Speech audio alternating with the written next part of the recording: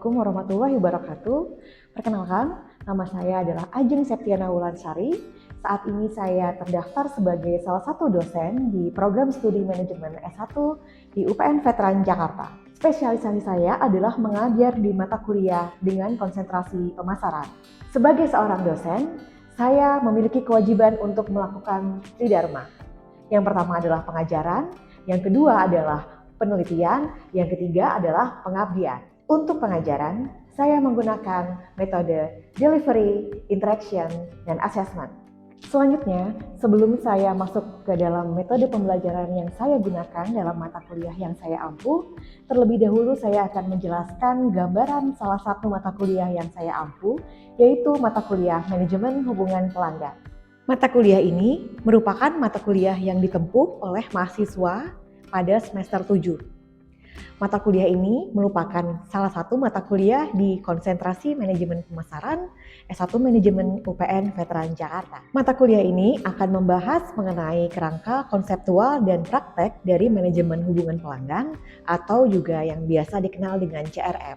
Manajemen hubungan pelanggan ini sangat penting dipelajari pada saat perilaku konsumen sangat dinamis dan juga kondisi pasar yang sangat kompetitif. Manajemen hubungan pelanggan ini akan difokuskan untuk mempelajari perencanaan dan pengelolaan data dari pelanggan untuk menciptakan nilai pelanggan, salah satunya adalah dengan memanfaatkan teknologi serta mengembangkan strategi yang mengacu pada kekuatan-kekuatan yang ada di luar yang selalu berubah, seperti pasar, regulasi, kondisi pasar, sosial, dan konsumen itu sendiri. Dengan mengetahui perubahan pada kondisi-kondisi tersebut, maka akan membantu perusahaan untuk menyusun manajemen hubungan pelanggan yang lebih baik dan menciptakan hubungan dengan pelanggan juga yang lebih baik. Manajemen hubungan pelanggan ini dikenal juga dengan CRM, di mana manajemen hubungan pelanggan ini berfokus pada hubungan antara konsumen dengan produsen dengan tujuan perusahaan agar dapat memberikan nilai yang terbaik untuk konsumen. Selain membangun hubungan baik dengan konsumen,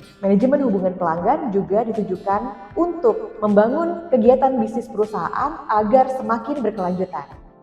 Manajemen hubungan pelanggan saat ini dibantu dengan berbagai macam teknologi yang sudah sangat maju dan mulai digunakan dan juga sudah digunakan oleh berbagai macam perusahaan. Teknologi-teknologi yang mendukung ini digunakan perusahaan untuk membantu mereka mendelivery value kepada konsumen.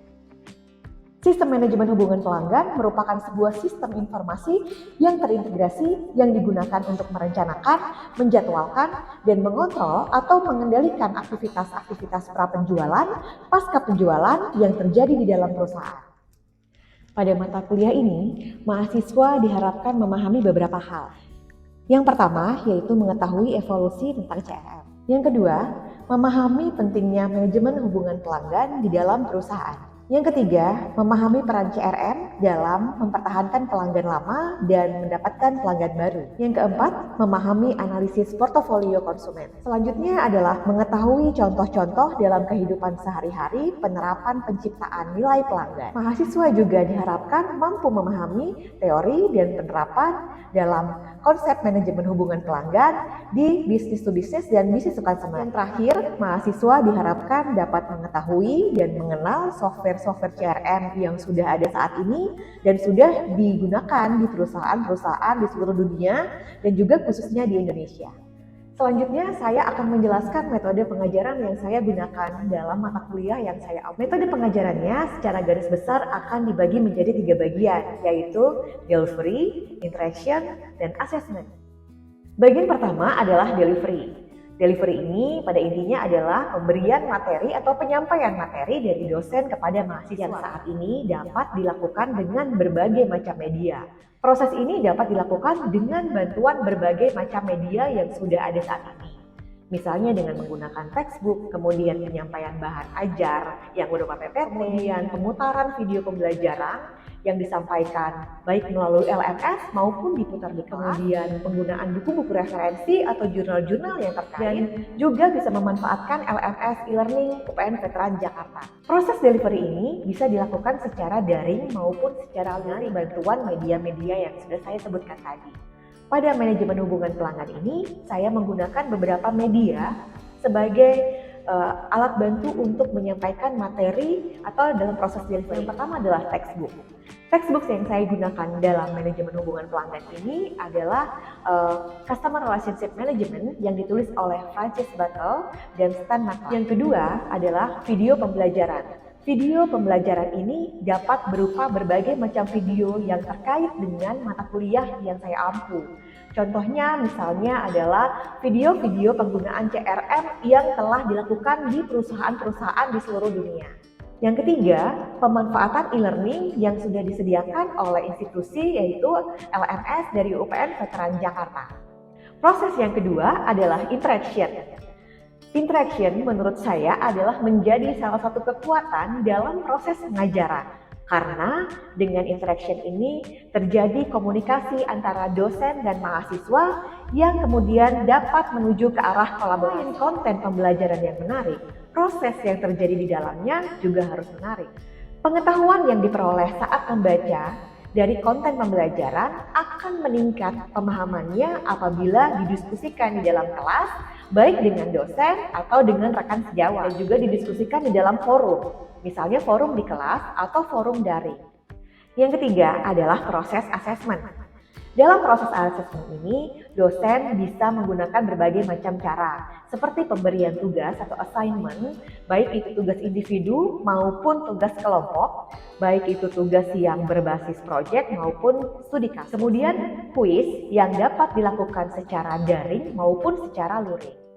Salah satu bentuk asesmen yang sudah kami gunakan di UPN Veteran Jakarta adalah penerapan ujian capaian pembelajaran atau UCP yang kami selenggarakan sebanyak 4 kali selama 1 semester. Ujian capaian pembelajaran ini dapat membantu mahasiswa untuk melakukan review terhadap pengetahuan yang telah mereka dapatkan selama perkuliahan.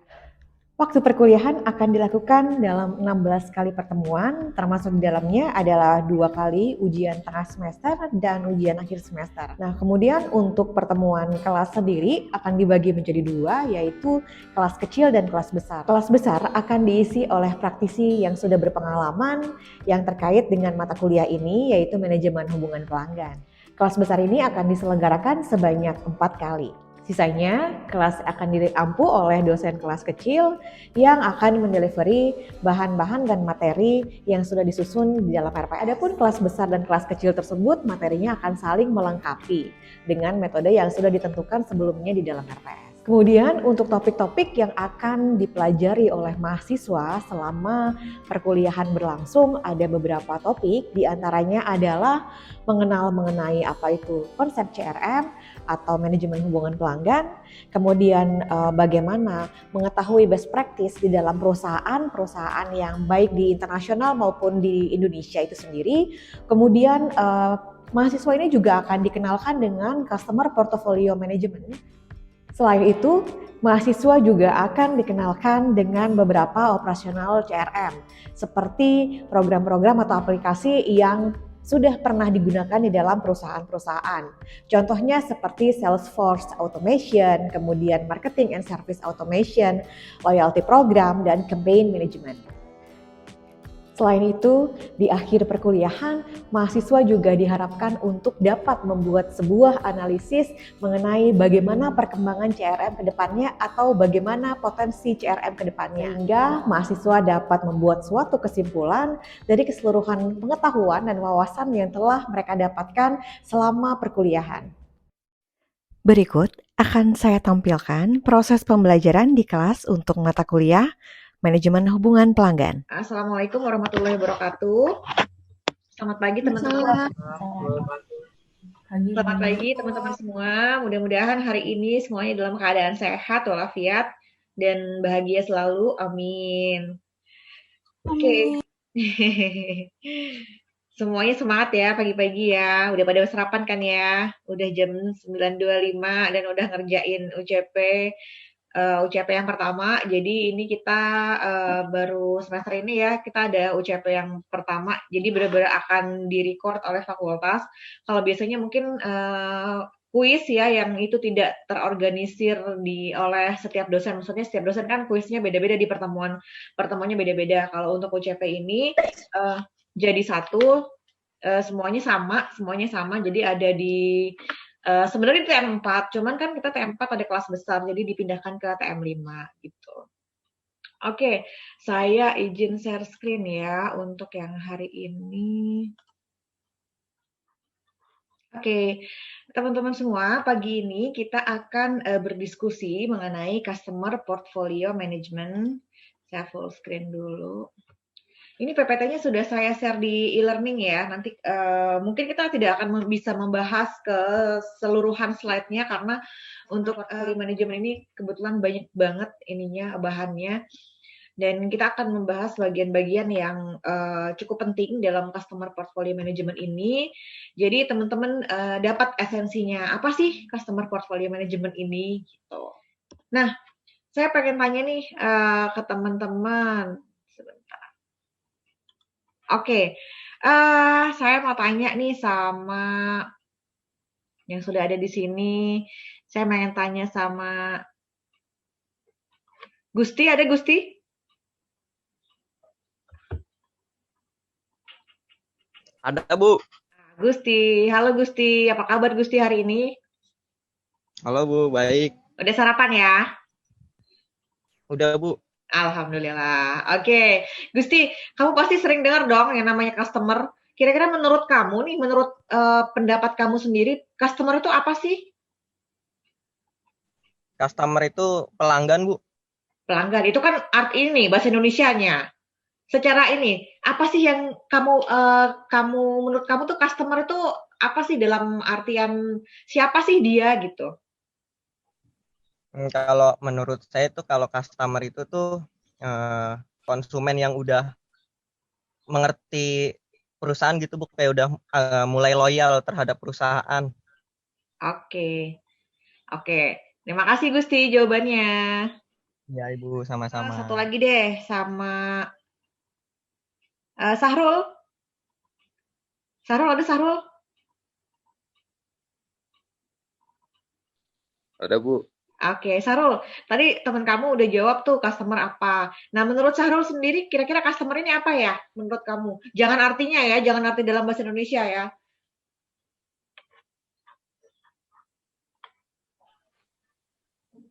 Halo Sahrul. Eh, Gimana? itu ujung tombak bisnis kita, Bu. Ujung tombak bisnis kita. Oke. Itu aja? Itu aja, Bu. Oke, terima kasih jawabannya Sahrul. Oke, tadi teman-teman kamu teman-teman kalian Gusti ya sama Sahrul sudah menjawab bahwa apa sih yang disebut customer. Tadi Gusti sempat bilang bahwa customer itu adalah konsumen yang udah loyal sama perusahaan kita gitu. Terus kemudian dari Sahrul juga menambahkan kalau customer ini adalah ujung tombak dari perusahaan kita. Tidak ada yang salah jawabannya, mungkin hanya perlu dilengkapi aja. Sebenarnya ada perbedaan antara kita sering dengar ya, customer, consumer, buyer. Nah, itu bedanya apa sih? Sebenarnya dari kata-katanya sendiri kita sudah bisa melihat, sudah bisa mengartikan ya secara literally dari bahasanya itu kita sudah bisa mengartikan customer, kemudian consumer, kemudian buyer. Nah, kalau dari buyer ya, dari buyer sini udah jelas. Buyer, berarti dia adalah yang membeli produk kita. Nah, kemudian consumer. Consumer itu berasal dari kata-kata consumer. Nah, berarti secara harfiah ya, artinya dia adalah orang-orang atau masyarakat yang menggunakan produk kita. Kemudian kalau buyer itu ya udah dia membeli, tapi dia belum tentu menggunakan produk kita.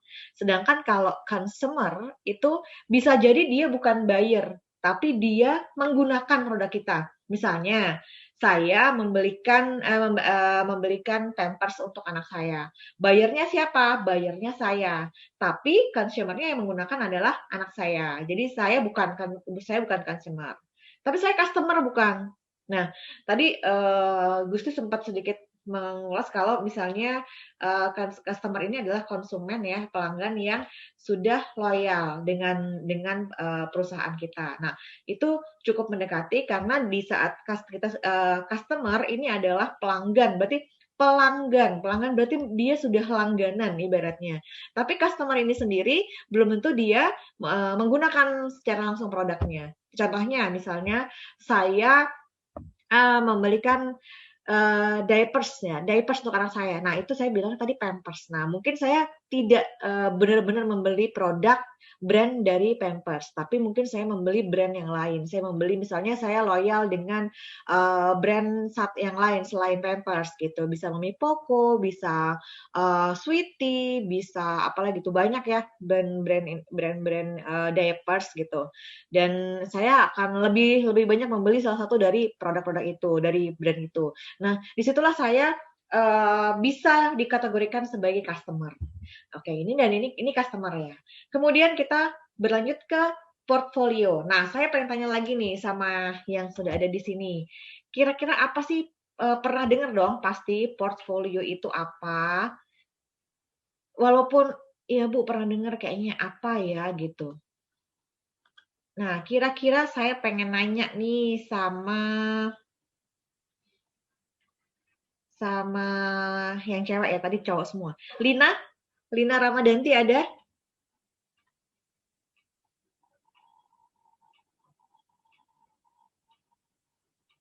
Lina ada, Lina? Ya, Bu. Nah, Lina. Oke, Lina. Lina pernah dengar kata-kata portfolio nggak? Pernah, Bu. Kira-kira menurut kamu apa sih yang ada di dalam pikiran kamu portfolio itu?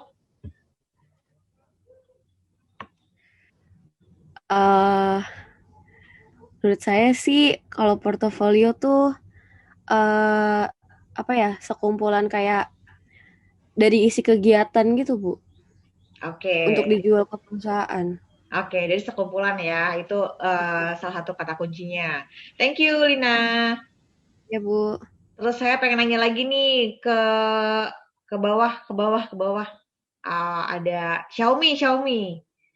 Xiaomi, ada Xiaomi. Xiaomi. Halo Bu, Halo Xiaomi.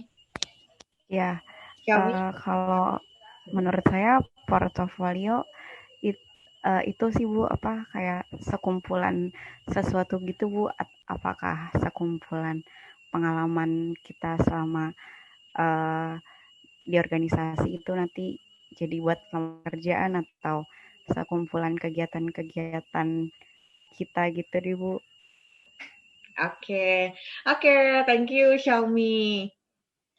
Nah, tadi jawabannya Xiaomi sama Lina itu sudah cukup mengembarkan portfolio. Jadi portfolio itu apa sih sebenarnya?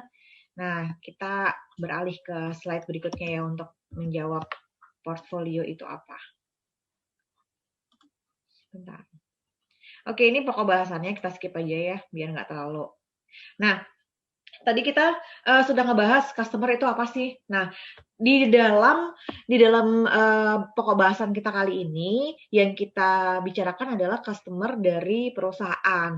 Nah, customer dari perusahaan itu bisa dikategorikan menjadi dua golongan customer, yaitu customer B2C dan B2B. B2C itu business to customer ya. Jadi kalau B2C yang C-nya ini customer, jadi kita akan punya pelanggan di mana dia adalah end user. Biasanya dia adalah masyarakat atau orang yang menggunakan langsung jasa yang kita jual. Misalnya saya menjual di sini, kebetulan saya lagi bawa aqua. Ini bukan aqua ya, tapi ya air mineral. Saya lagi bawa air mineral. Nah, di sini di saat kita menjual kepada B2C, berarti kita menjual kepada end user. Jadi si perusahaan air mineral ini menjual kepada saya adalah sebagai end user karena saya meminum dari air mineral ini.